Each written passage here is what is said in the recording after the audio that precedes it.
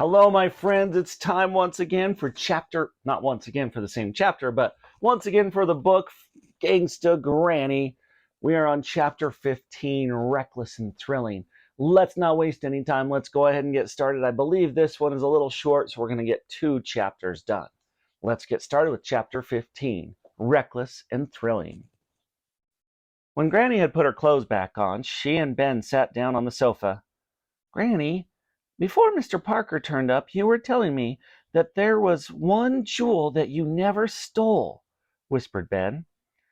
There is something quite special that every great thief in the world would love to get their hands on, but it's impossible. It just can't be done. I bet you could do it, Granny. You're the greatest thief the world has ever known. Thank you, Ben. Perhaps I am, or rather was. And stealing those particular jewels might be every great thief's dream, but it would just be, well, impossible. Jewels? There's more than one?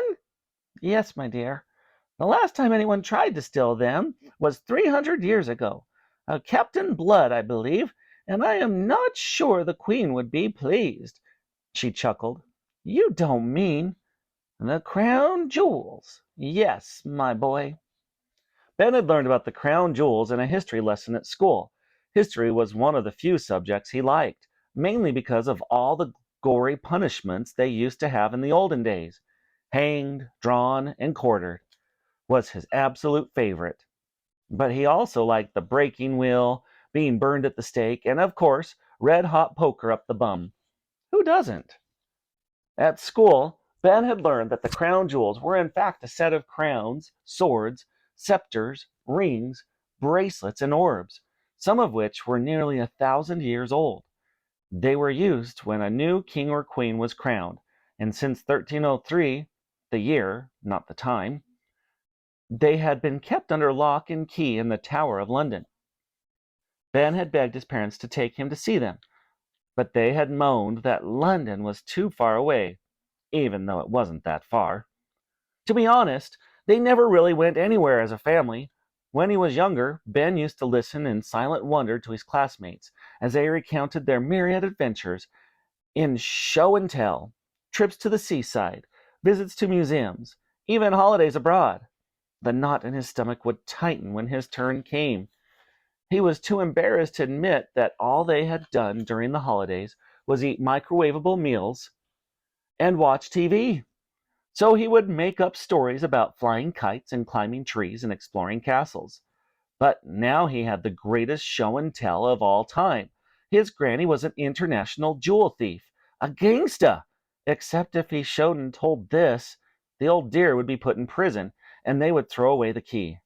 Ben realized that this was his big chance to do something crazy and reckless and thrilling. I can help you, said Ben in a cool and calm manner, though his heart was beating faster than ever. Help me do what? Replied the old lady, a little befuddled. Steal the crown jewels, of course, said Ben. Chapter 16. N-O spells no. No! Shouted Granny as her hearing aid began whistling furiously. Yes! Shouted Ben. No! Yes! No! Yes! No! Yes! This went on for a few minutes, but to save paper, and therefore the trees, and therefore the forests, and therefore the environment, and therefore the world, I have tried to keep it short. There is absolutely no way I'm letting a boy of your age come on a heist with me, especially not to steal the crown jewels. And most important of all, it's impossible. It can't be done, exclaimed Granny. There must be a way, pleaded Ben. Ben, I said no, and that's final. But, no buts, Ben, no. N and O spells no. Ben was bitterly disappointed, but the lady was not for turning. I'd better go then, he said despondently. Granny looked a little downcast too. Yes, dear, you'd better. Your mummy and daddy will be very worried about you. They won't be. Ben, home, Now." Ben was sad to see that Granny was becoming like one of the boring grown-ups again, just as she'd started to become interesting. Still, he did what she said. Apart from anything else, he didn't want to make his parents suspicious, so he raced home and climbed up the drain pipe to his bedroom window before rushing downstairs to the living room. Unsurprisingly, though, Mum and Dad hadn't been worried about where Ben was at all. They had been too busy planning their son's rise to dancing superstardom to notice he was gone. Dad had been calling and calling the National Under-12 Dance Competition hotline until he finally got through and secured his son a place. Mum was right. The competition was at the town hall in just a couple of weeks' time. There was no time to lose, so Mum had been working every day, making waking moment on her son's love bomb outfit. "How's the rehearsal going, boy?" asked Dad. "You look like you've worked up quite a sweat." "Fine, thank you, Dad," lied Ben. "I really am getting something really spectacular together for the big night." Ben cursed his runaway mouth. Something spectacular? He'd been lucky if he didn't fall over and knock himself out. "Well, we can't wait to see it. Not long to go," said Mum, not even looking up from her sewing machine as she stitched a row of hundreds of sparkling red hearts down the side of his lycra trousers. "I'd kind of like to practice on my own for now, Mum, you know." Ben gulped nervously. "Until it's completely ready to show you." "Yes, yes, we understand," said Mum. Ben sighed with relief. He had bought himself a bit more time, but only a little bit. In a couple of weeks, Ben was still going to have to perform a solo dance routine for the whole town. He sat on his bed and reached underneath for his stash of plumbing weeklies.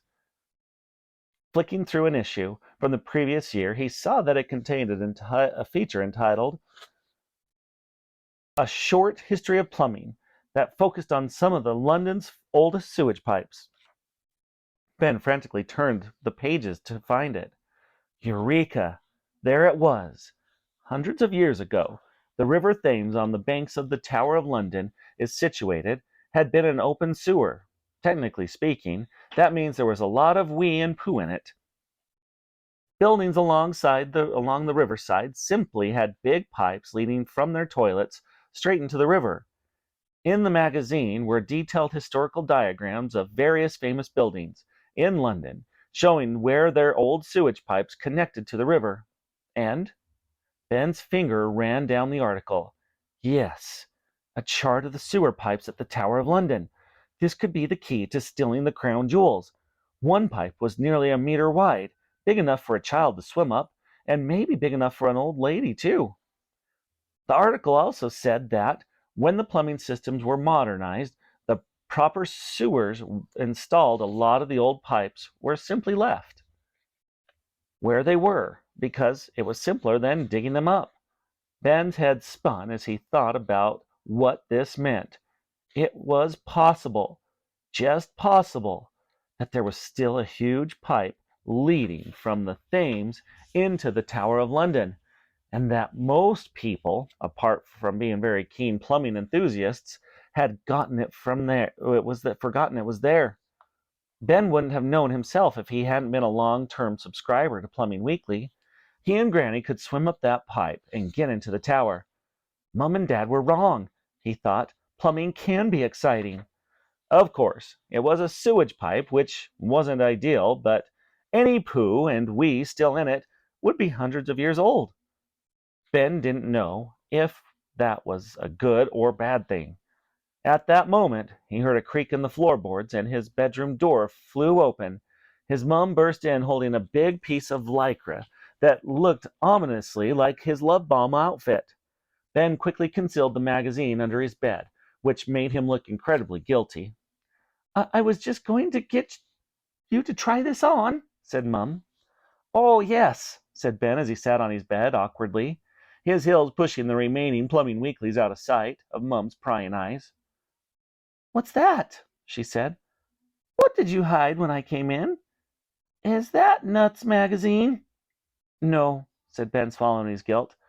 This looked way worse than it was. It looked like he was hiding a naughty magazine under the bed. "It's nothing to be ashamed of, Ben. I think it's healthy you are expressing your own interest in girls. Oh no, thought Ben. My mom's going to talk to me about girls. There's nothing embarrassing about being interested in girls, Ben. Yes, there is. Girls are gross. No, Ben. It's the most natural thing in the world. She's just not stopping. The dinner is nearly ready, love, came a shout from downstairs. What are you doing up there? I'm talking to Ben about girls, Mom shouted back. Ben was so red that if he opened his mouth wide enough, he might have been mistaken for a postbox. What?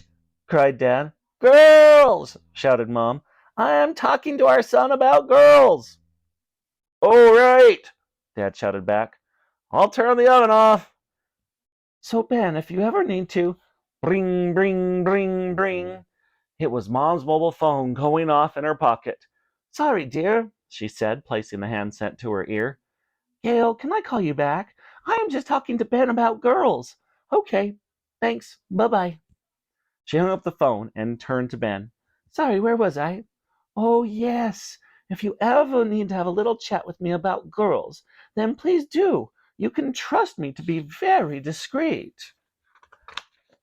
And yeah, very discreet, right? All right. Maybe that should be a word you look up. Discreet. What does it mean by discreet? All right, guys, that will do it for chapter 16. Tomorrow, we'll tune in to chapter 17, Planning the Heist. Make sure you do your plan and answer those questions with complete sentences, and we'll see you tomorrow for chapter 17.